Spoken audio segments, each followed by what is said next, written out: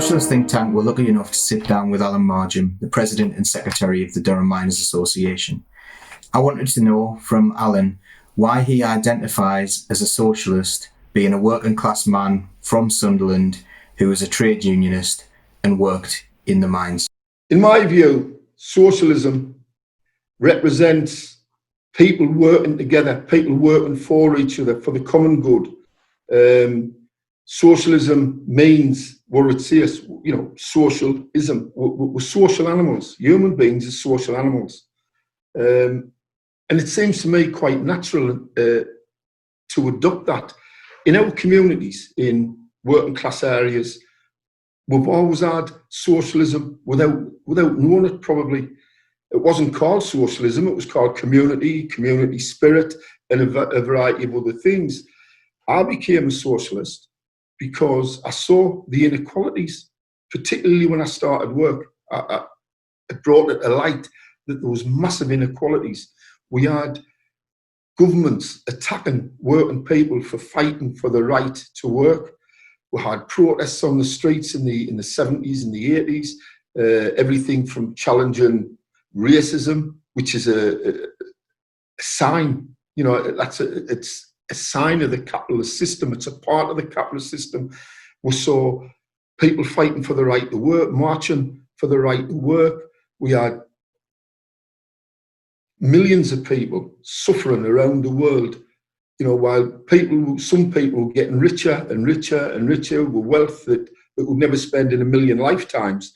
And yet you saw such an inequality where, on the one hand, you saw the rich getting richer and the poor getting poorer, people starving, people not even having the basic human dignity of having a job.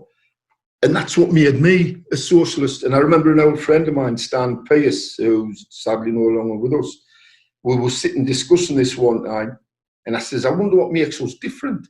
What makes us different or appear different to everybody else? We're in this bracket, we're socialists, self-identified as well. And he says, well, son, I'll tell you what it is. Conditions determine consciousness. And that's so true, and it's still true today. You see people who are still suffering in a wealthy country, the fifth wealthiest nation, fifth richest nation in the world, and we'll see people having to use food banks. And included in that are lots of working people, lots of people who are working and cannot earn enough money to support themselves and their families. To me, that's just inherently wrong. It's just wrong, and that's what makes me a socialist. And I'm more committed now than ever, I think, because yes, we get the scare tactics from the capitalists, from the bosses' press and all the rest of it. Being a socialist means they use it as a derogatory term. I take it as a term of endearment to me fellow human beings. I care about other people. I care about human beings. It's not about me. It's not about individuals, which is what the capitalist system's based on. Thatcher famously said there's no such thing as society. I believe there is such thing as society, and I think it's all our duties to look after people less fortunate than us.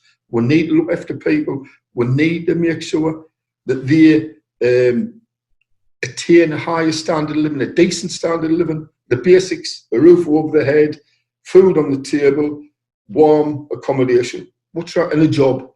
What's wrong with that? They should be allowed to have these aspirations of sending the kids to a decent school and getting a good education. They should know and have the security of having a decent NHS, decent healthcare, a decent education system. And that can only be produced or provided through a socialist society, because the very nature of capitalism means that everything's done for profit. We've had them talking about privatising the NHS, making profits out of sick people, and that just cannot be right in my view. So that's what makes me a socialist. It is rather simple, it's a simple explanation, but that's what makes me continue to be a socialist, and I care about people. So as an individual, that's just the way it's got to be for me. and hopefully I can convince other people that that's the right road. You know, how can we have, on the one hand, you can have people with multi-billions of pounds, you know, lots and lots of money, all made on the back of working people. And yet those working people, some of those working people don't have what's now they consider a luxury of the basics that I mentioned before. It just can't be right. We're always told as well that socialism cannot work because it hasn't worked in this country, that country, this country. It's never been tried. Socialism hasn't been tried. It's been, and where it has been tried, the big capitalist countries have made sure they've stamped down, they've introduced blockades, they've introduced retaliatory measures against people who seek self-determination through socialism. But we're always told that capitalism can solve everything, the market, the free market can solve everything. Well, it didn't solve the financial crisis in 2008, and it hasn't solved this coronavirus pandemic. They've had to use state intervention, and basically that's a part of socialism. The state, the power of the state, defending its citizens. So it appears now that we've got loads of socialists in government. You mentioned there the coronavirus and the reaction of the government to that. How do you feel about like the fact that for years and years in education and in other areas, we've been told that like if you've become a cleaner or if you become a manual labour, then somehow in the academic system you've failed. And then all these people are now being defined as key workers. And we've recently seen a vote where anyone who earns less than £25,600 is now classed as unskilled by the government. Now, there's a lot of very, very skilled people who have jobs that earn that amount of money. So how do you feel about this new definition of key workers that we always knew were really important? So people who clean the refuse, people who clean buildings and schools and hospitals, all these really important key jobs. How do you think that fits in with the socialist system, and how must those people be feeling now that they are both classed as key workers and as unskilled? Yeah, well, we've always known as socialists who the important people in society are. You know, the refuse collector, the nurse, the nursing's a skilled profession. The refuse collector, the checkout assistant or the shelf stacker at a supermarket, and the list goes on. We've accepted that they are the necessities that we need in life to make the rest of us have a relatively decent life. They keep our streets clean, they keep our hospitals clean, they keep our schools clean. I think it's derogatory to say that the unskilled. What skills has a politician got that stand on the feet and rant a bit? What skills has Boris Johnson got? What skills has lots of them got? All right, some of them are lawyers, some of them are, from the professional classes. What skills have they got? Because whatever skills they got, they're not utilising them very well because we're in the right state and, the country's in the right state. And that's now to do with coronavirus. I'm talking about these skilled people who managed the economy that led to the biggest collapse the financial collapse the world's ever seen in 2008. They still don't know how to handle this coronavirus, the implications or the possible implications of coronavirus. So I would just say, I didn't need somebody standing at the dispatch box in Parliament. What I need is to make sure that if I'm ill, I go into a hospital that's clean, that my kids or my grandkids go to a school that's clean. And I'm not deriding people who have got skills. That's great. But as a socialist, I place a great importance on these so-called unskilled workers. We didn't need politicians during the coronavirus. What we needed is nurses and porters and hospital cleaners and doctors and specialists. We need teachers to teach our kids, give them a decent standard of education. So that's what we need. So it's about time. I hope it's not forgotten when all this is over with, whenever that may be. I hope, clapping's great. On a Thursday night, clapping for our key workers, that's brilliant. Doesn't feed the families. It doesn't stop the nurse or the cleaner or the teacher going to food banks because they can't afford to feed the families. Now, that's got to stop. Now, if that's socialism, that's great. That's brilliant, because that's what we need to do. And we need to bite the bullet. We need to bite the bullet. We were told by the capitalists, the Labour's manifesto in 2019, unaffordable, can't afford it.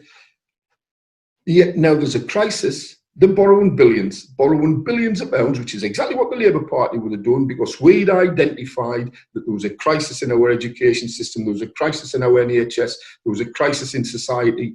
It needed to be redressed. These issues needed to be redressed. The only way we could do that was by borrowing money. It's a bit ironic that the government, they said we couldn't afford that. They can afford to borrow billions now. And I'm not criticising them for borrowing the money. I'm not criticising them at all. That was the way forward. But it was the way forward prior to December 2019 as well. There is a way of borrowing money as well, isn't there? So you can borrow money and it can help the people, or you can borrow money and it can help the banks. And actually, the coronavirus crisis has seen that once again, the biggest, the most wealthy people in society have already benefited more from this coronavirus crisis than anyone. And how important is it that working class people who have to go to work every day, the key workers, don't pick up the tab while, the very wealthy in society really make a killing on this? That's right. I mean, one of the things that comes to mind, whenever there's a rebuilding job to do, out of every crisis, they need to invest money somewhere, and they'll invest the money with the likes of Dyson to build ventilators. They'll invest it with their friends. The rich get richer every time, whether that's war, famine, wherever it is. The rich always get richer because the capitalist class look after themselves. I would be borrowing that money. If I was in government, I would be borrowing that money to rebuild our housing estates, to rebuild our communities, to give people hope, to give people a decent standard of living. That's what I'd be borrowing the money for. And that's the way. That's got to be the way forward. And I really hope that at the end of this current crisis, people don't forget that it is possible. You can borrow money. It costs out now with interest rates at 0.01% or whatever it is. They can afford to borrow that money, and they would afford to borrow billions more. But I think that it needs to be directed where it's needed, not into the hands of multi-millionaires or billionaires. Sick to death of subsidising them. All my life, we've subsidised them. I just think, going back to the original, the first part of the discussion, when I was a kid, I was brought up in Sunderland, working class area in Sunderland. Most of the people either worked in the pits or the shipyards. That was the two major engineering and the pits. And I still saw poverty. I didn't realise it.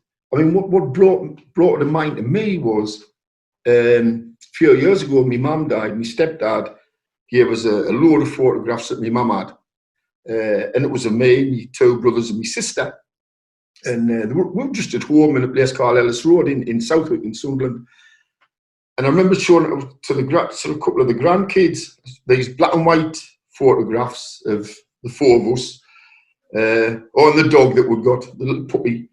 And one of my grandkids said, "Grandad, when you were little, were you poor?" Well, I reflected for a little while, and then I thought about it, and I thought, aye, we were. But I didn't feel poor because everybody else was in the same circumstance. Everybody that I knew, my friends, a group of people that I knew and brought up with, were all the same. Basically, nobody had out.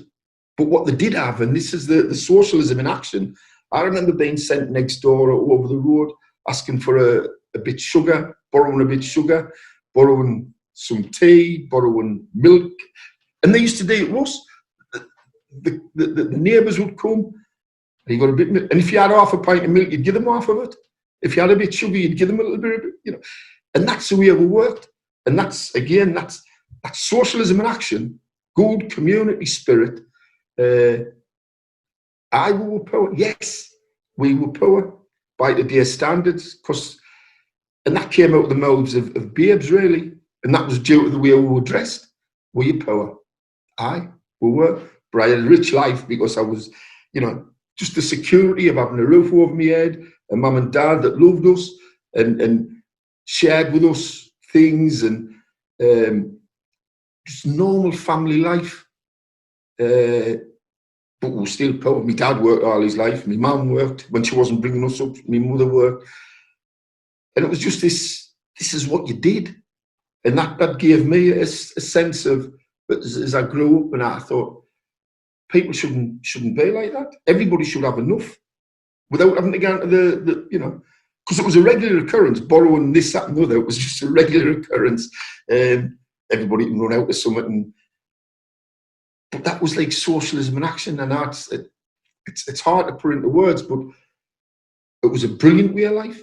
We didn't have out, but at the end, we were happy. You know what I mean? It was, and then as I got older, I just thought, I'm going to be treated like that. I'm going to rebel against this, and probably didn't even know at the beginning, didn't even know what I was rebelling against from being like 13 or 14.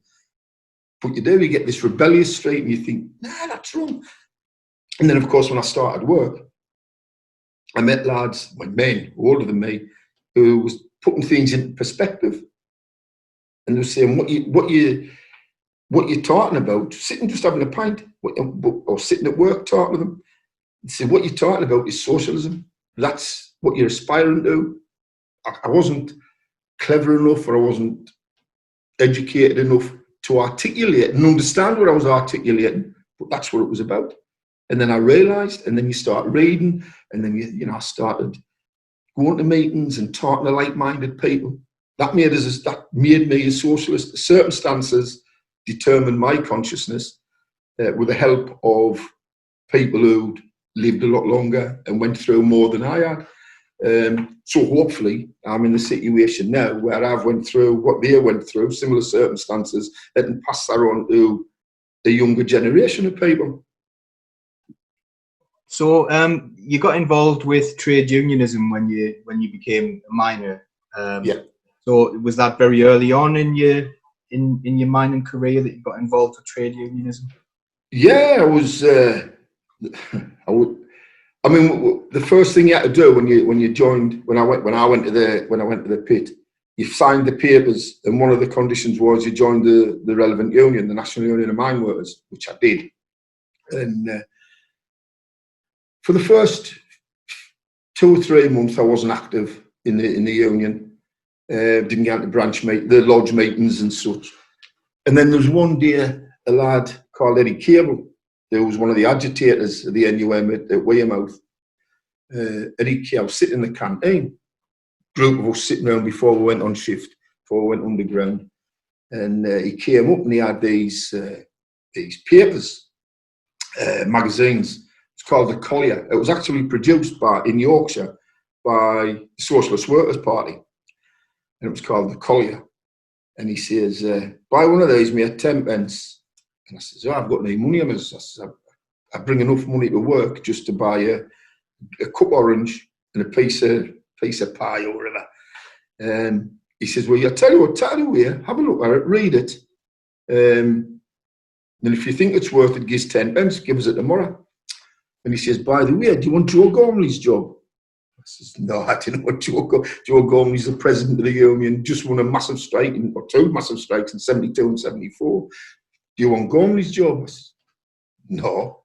And he said, have you been to a lodge meeting? I says, no, I haven't been to a lodge meeting. He said, this must have been on the Monday or Tuesday. And he said, we think about it. He says, and if you like the paper, I'll get the 10 pence off you tomorrow. So the following day, he came in and I gave him the 10 pence. And he says, what about coming to the lodge meeting on Thursday night? I said, well, where is it? He says, well, it was in the old canteen at the time, which was on the main road, Southwick Road, in those days. He says, I'll come and he says, I'll meet you. at the bus stop, which was right opposite the pit canteen. He said, I'll meet you. So I went to the first meeting, and then afterwards he says, oh, are you having a pint? We always have a pint. So I went to the Democratic Club, had a few pints with them and was sitting cracking on, and then I just got hooked. I just got hold of us, and I went back. And I remember going back to my wife at the time, that she says, did you enjoy it? I says, oh, I think I might have something to offer these. You know, I might have something that I can do. And from then, it was the rest's history, if you like. I mean, it was just like, I started going, getting in, I got involved. I was elected to the Lodge Committee in 1979, I think, or 1980. And then it just went on from there. And then, of course, I met the likes of Davy Otter, I met Stan Pears, Jack McAuliffe, and Harry Dinnan, a number of people who were all involved in politics. And it was in 1978. So one of them had said, are you in the Labour Party? No. Well, you've got to be in you should be in the Labour Party. Yeah. So I joined the Labour Party in 1978. So my education really was through the trade union movement. It was through the labour and trade union movement. I learned more going to the pit and talking to people than I ever did when I was at West Southwick Secondary School. Just all they were interested in is, they give you, I mean, I was reading right before I went to school. My mother had taught us to read and write after a fashion as a 5-year-old. I would read and write, I would count, I knew my alphabet and stuff like that. I would put like little bits of sentences together or little bits of words together and stuff. And all they did is they provided at that time an education for you to go to the shipyards or the pits. If you stuck in, and I remember my mother saying, because my mother was grammar school educated through her dad. Her dad was an officer in the Merchant Navy, and she went to a naval school, and so it was like and she went to a grammar school. And she said, if you stick in, you'll get a nice job in an office. That was it. That was as much as that's as far as it went. I didn't know anybody who went to university. My age group didn't know. Obviously, must have been some, but not from our school. Not from our. There wasn't anybody that went to university until later on in life when they got made redundant and things like that. Lots of them then decided they would go to university and they became teachers, bloody social workers and all sorts of things, probation officers. And but that was the expectation. The expectation was that you'd get a job. It would be a manual job, either a skilled manual job, you know, in engineering, or you know, you'd get an apprenticeship. That's an achievement. But that was it. My real education occurred from going to the pit, from starting work through and onward. And I learned very soon. I learned, and the likes of Stan Pearce used to say, you never stop learning. It's a lifelong experience. You always learn. I've always liked reading. So it is a lifelong thing. And I think that's important as a socialist. I think we need to, you know, you didn't just finish school now when you're 16 or 17 or 18 or whatever, and then that's it, into the world of work. It's such a wide world to have, and it should be ours. It should really be ours, you know, and we need to pass on to the younger generations that the world's the oyster, that can have anything they want. Yes, it's a lot of hard work. Yes, it's a lot of studying, but if you're that way inclined, if you're academically minded, you should be allowed to go to university. That should be paid for by a grant system. If you're not, you should have. I'm a firm believer in vocational training and put people into decent, well-paid jobs, unionised jobs with pensions and all the rest of it. Security, that's what it's about, and that's what it's about being a socialist, is giving ordinary working people, whether they've got a trade, whether they've got a profession, or whether they're in one of the key jobs, as we mentioned earlier, they need security, job security, home security, security of education, health, and all the rest of it. And that can only be achieved through socialism. I've noticed when the Durham Miners Gala is on, you often have a really internationalist element.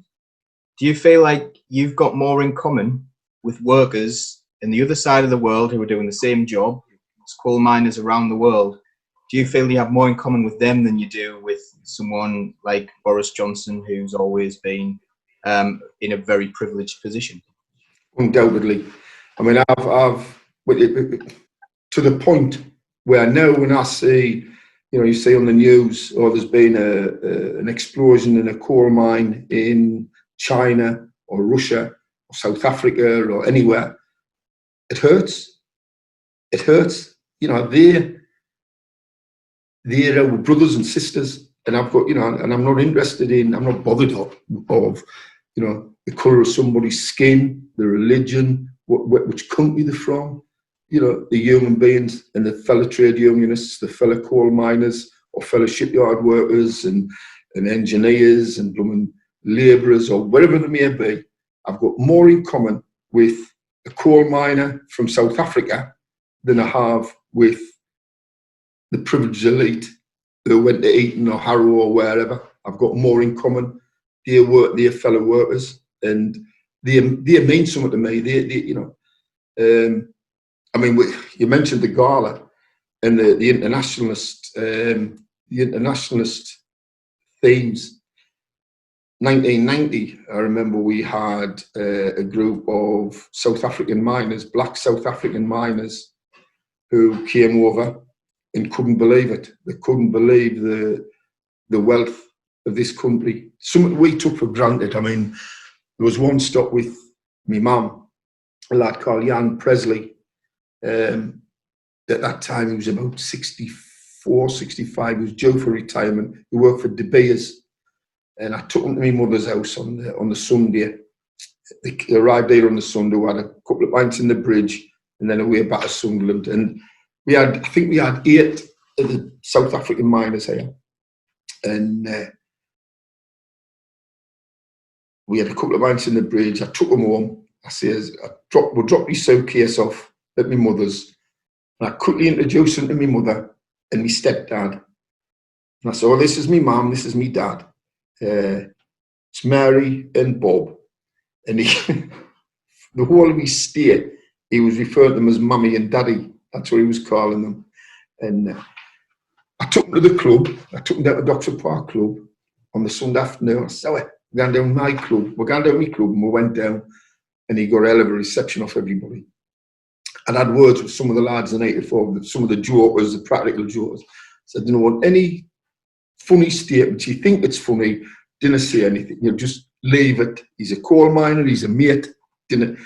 So we went into the club, and everybody just stopped and they looked. And then one of the lads shouted, like Jimmy Dickinson, welder at Boston and Pickers Guilds. He shouted, oh, look at this. He says, Mardghum's in with his father. That's what and everybody laughed, and loads of them came up and they were shaking his hand, and he couldn't believe it. He's never been in a situation where he was the only black man in the club. Sorry, there was one other. So he just couldn't understand how he could be accepted, and everybody made a fuss of him. And every time he went, I told them all his name, this is Presley. And whenever he went in, they'd say, hi, Presley. And he said, Alan, how do they know my name? I said, you stand out, And he says, oh, they're all friendly. I says, well, you stand out. You're the only black man in the club. Are you comfortable? He said, and he loved it, absolutely loved it. But there was a really poignant time. It was one Saturday. I says, what do you want to do? I said, I'm away out. I said, I'm going out meeting the lads down Rock Avenue down in Sunderland. So I'm going down for a drink with lads from the pits and the shipyards. And he said, I'd like to watch the rugby. South Africa were playing in, I don't know if it was the Five Nations or I don't know, World Cup, something. He wanted to watch South Africa. I says, well, you ain't stopping. I'm not sitting in the house to watch rugby on a Saturday, man. I'm out. And he says, oh, I'll come with you. I says, well, why don't you just stopping there? My mother was in. Bob was at work, my stepdad. My mother was in, doing whatever she was doing. And he says, no. And my mother got us to one side. She heard him. And my mother got us to one side. She says, what you doing? I said, I'm going out. So I was living back at my mother's by this time. I said, I'm going out. I'm going down to the Red Lion.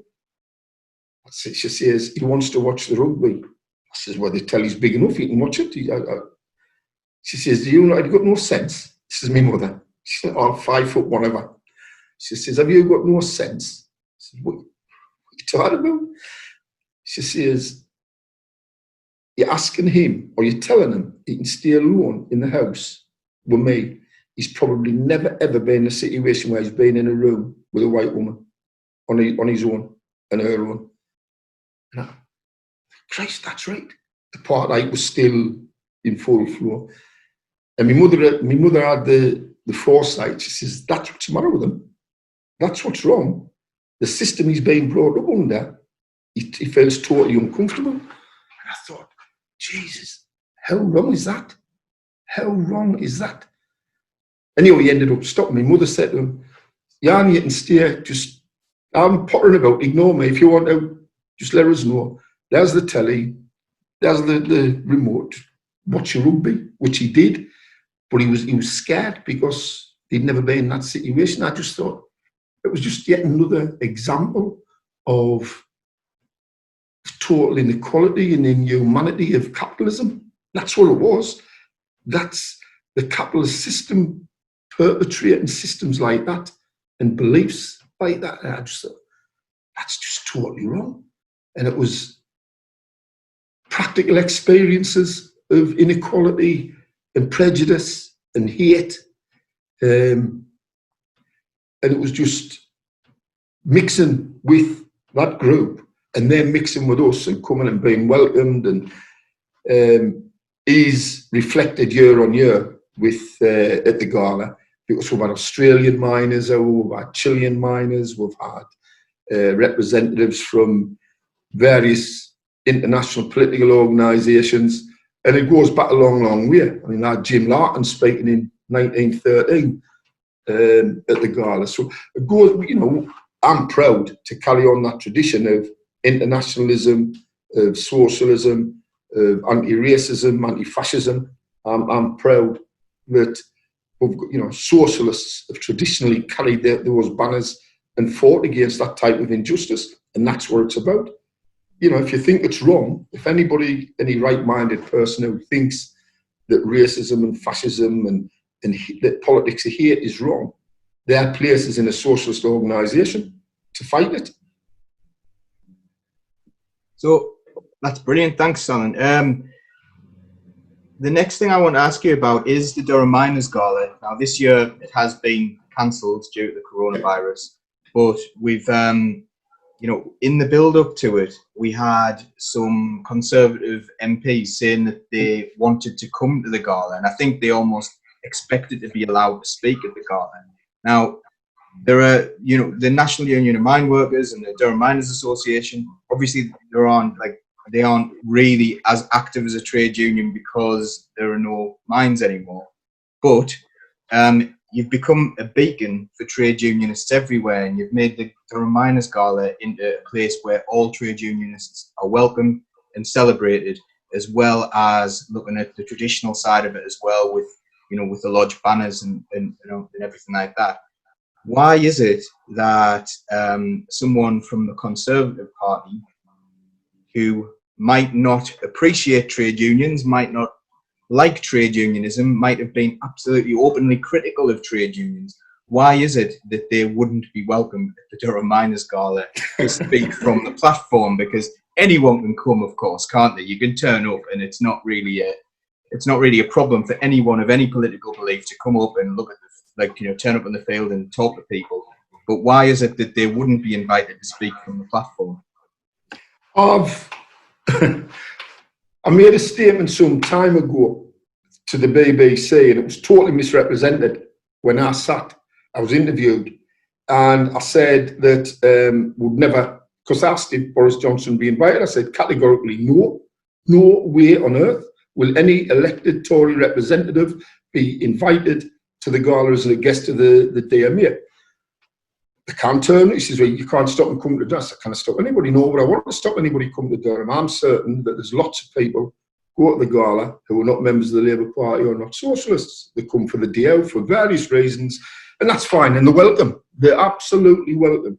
But I'll categorically state once again, there's no way any elected Tory member will be invited to the Durham Miners Gala by the Durham Miners Association. And the reason for that is, it's not dogma. Look at the history. I'd ask people to have a look at the history. Winston Churchill referred to us as rats, miners, get the rats back down the holes. Thatcher described us as the enemy within. Boris Johnson has got a massive track record of actively opposing trade union membership and trade unionists. You know, the Tory party have absolutely ripped the guts out of this country. They've organised labour. They closed shipyards in Sunderland because they were politically organised. They had a strong trade union background. They destroyed the mining industry for the same reason. Why the hell would we invite any of them? Couldn't care less about the Prime Minister or any of the others. They'll never, ever, ever be invited to the Durham Miners Gala. You know, they've done the utmost to destroy our communities. They destroyed our industry, and I believe the reason for that was they saw the miners. Tories have always detested the mining communities, the mining industry. So they decided that the best way to destroy that organised labour and the militancy of the miners was they looked at it and they thought, well, which is the best way to get rid? They considered us dangerous animals. That's basically what they considered us as. And the best way to get rid of a dangerous animal is to destroy the habitat. So they closed the pits. There wasn't any economic reason.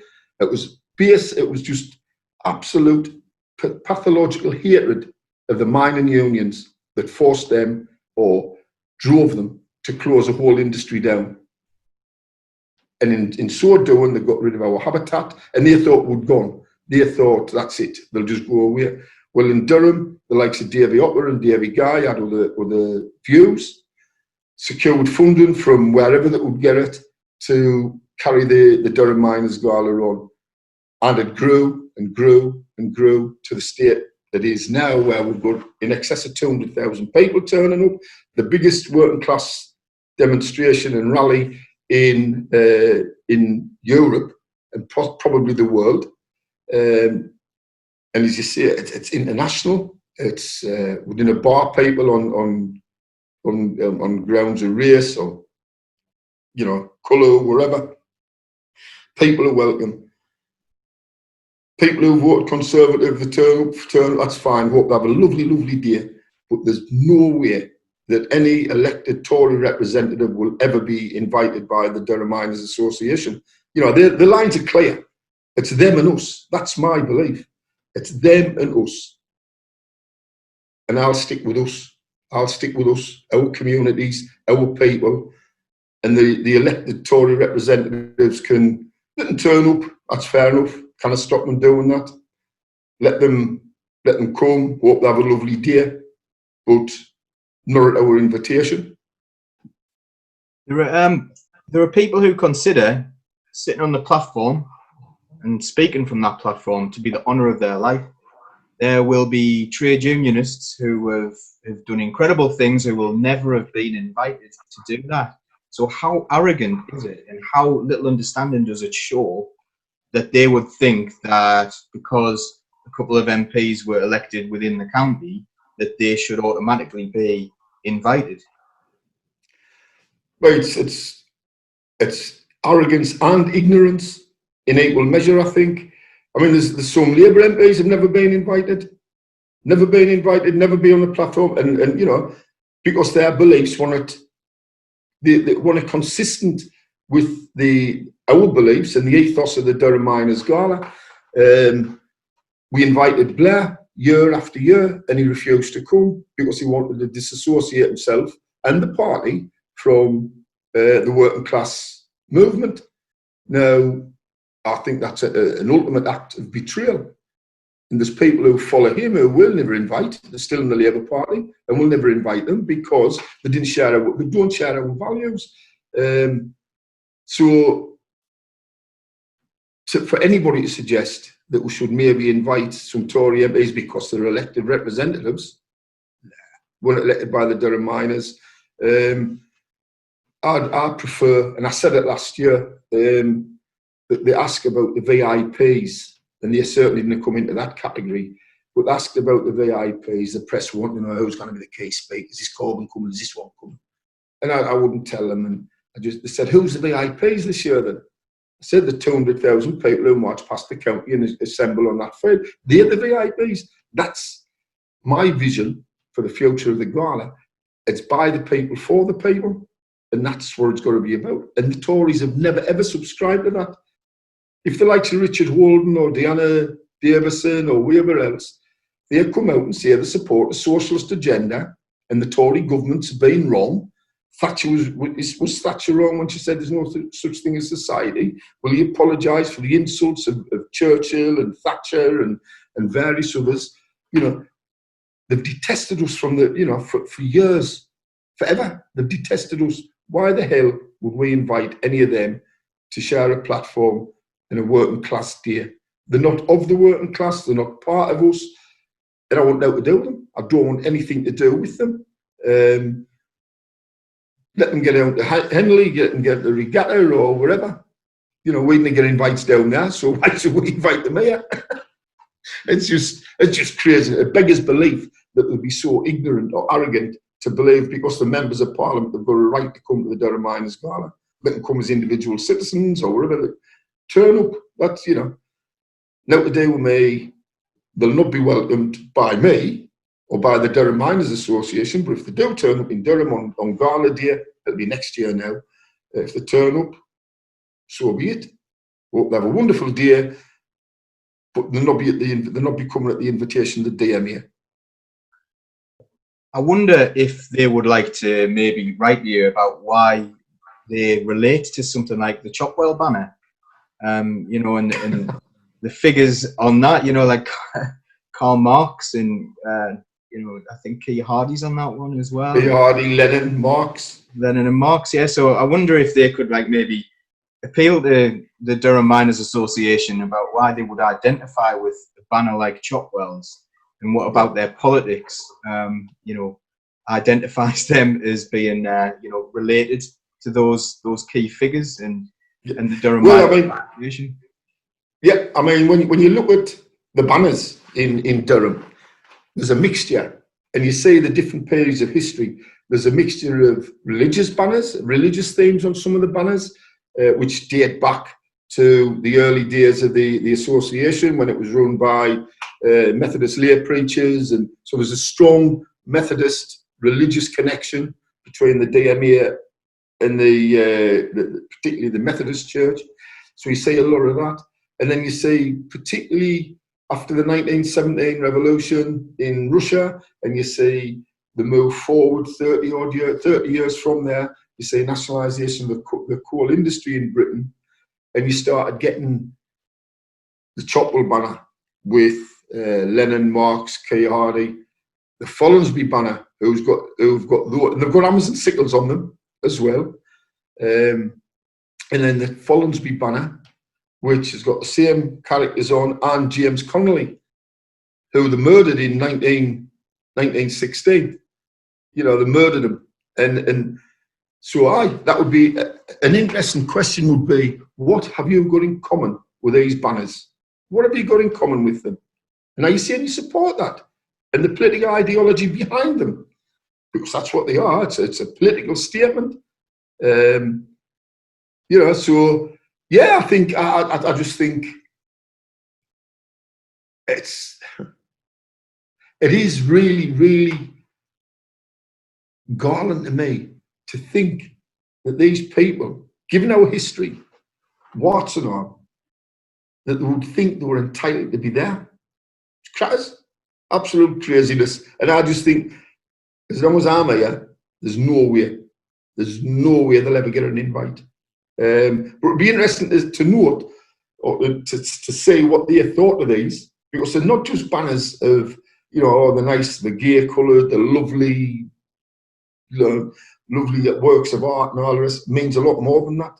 It actually, they represent the community and the struggles that those communities have went through, whether that's the religious thing, you know, where they're looking to a higher power to deliver them from from poverty and injustice and all the rest of it, or whether it's the political messages of hope that, you know, we're not going to trust in God. The Weymouth banner used to have, "In God we trust." So there was a lot of that, and there's a place for that. Now, I'm not criticising it, but there's also the political messages: take the future into your own hands. You know, let's fight this system. It's an unjust system. It's divisory. It's a horrible system. Let's fight to get rid of it. And that's portrayed in the banners. They're not just nice works of art. There's actual statements in those banners urging people not to accept the status quo and that there can be a better world. Final thing I'd like to end on is, what is your message of hope for socialism? How do we get more people to engage with socialism and take it away from that ridiculous Bond villain style? That's what a socialist is, to actually, you know, socialists are ordinary people who want fairness, who want equality. How do we change that public perception? With great difficulty, I think. I think, you know, it is difficult to get a message across when you've got the mainstream media, who always, you know, a massive arm of the state, basically, in the capitalist system, constantly attacking us, constantly trying to undermine what we stand for and portray us as a Bond villain or a red under the bed. And, you know, the amount of times I've been told, well, if you like Russia, why didn't you go and move to Moscow? If that's the only argument these people will come up with, whether, you know, it's not a very articulate argument, and nor can they put it, they cannot even articulate a decent reason, a good reason why socialism is wrong. They just borrow money. Yeah, all right. Okay, so they just want to borrow money and make the country, put the country in debt. We've had more years of Tory government over the last 150 years than we have of Labour governments. So they've got to share the blame for the inequalities in society. We share a duty to try and overturn that system, because it isn't an unjust system, it's an unfair system. Whether you're a white working class kid from Sunderland or a black working class kid from London or Minnesota in the United States, we've got one common bond: we're being oppressed by the capitalist system.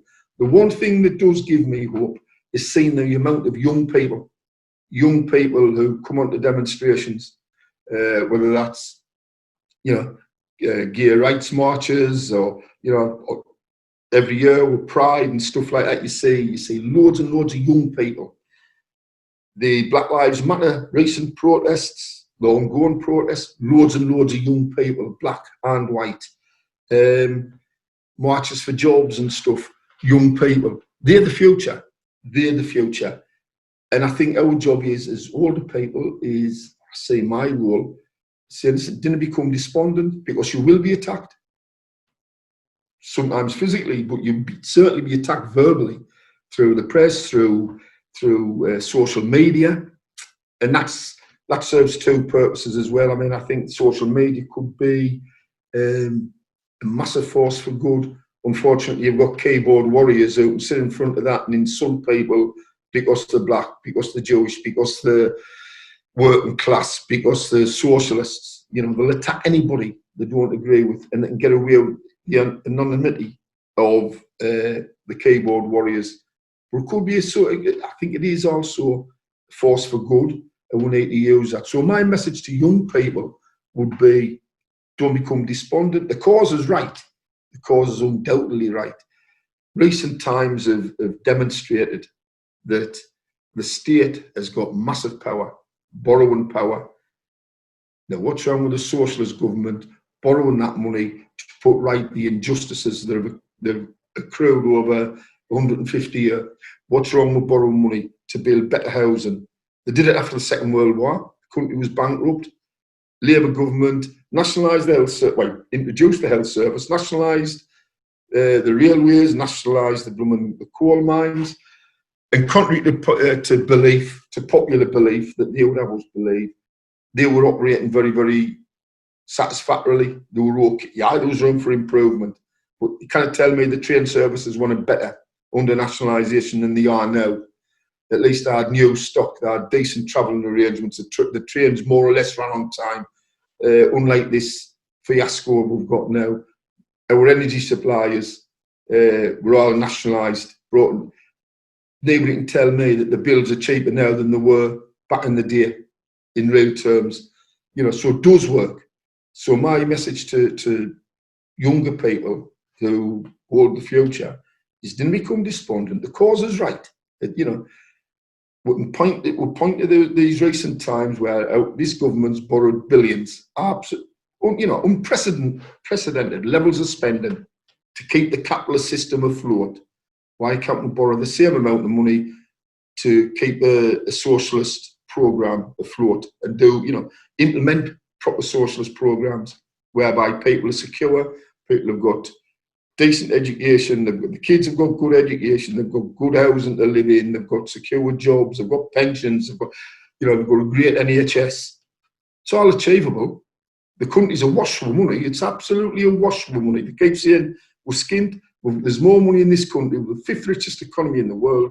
Why can't we use that wealth for the benefit of the many and not the few, basically?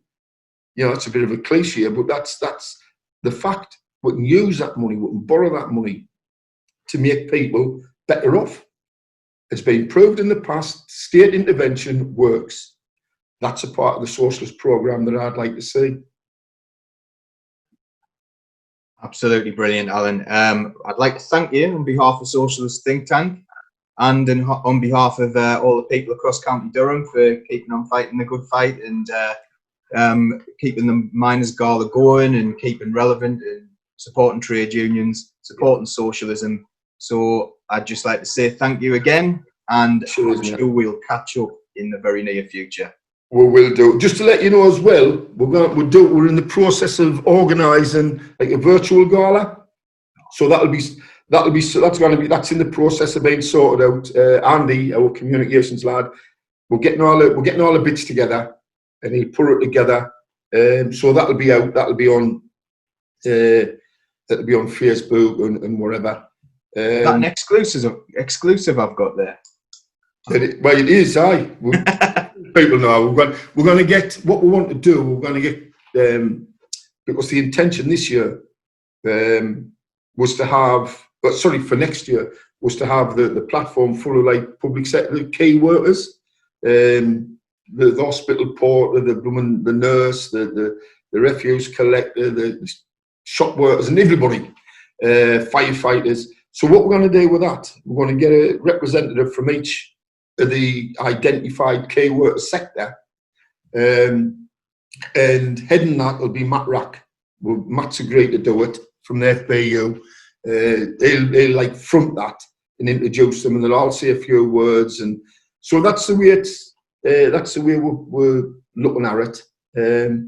And it's like a proper thank you to these people, and it's a heartfelt one, not just standing outside clapping every Thursday night. It's got its place, but it doesn't feed families. Our message will continue to be, don't forget them. When this is over, do not forget these people. They're the real people. They're in my view, the VIPs. They're the ones we need to make sure are looked after. So, right, that's what we'll be doing. So I need to be talking to you about that, mate, and we'll make sure it's a big success. And then, of course, next year it'll be the 150th anniversary of the first, since the first miners' gala in 1871. So we'll make next year bigger and better than it has been for a lot of years.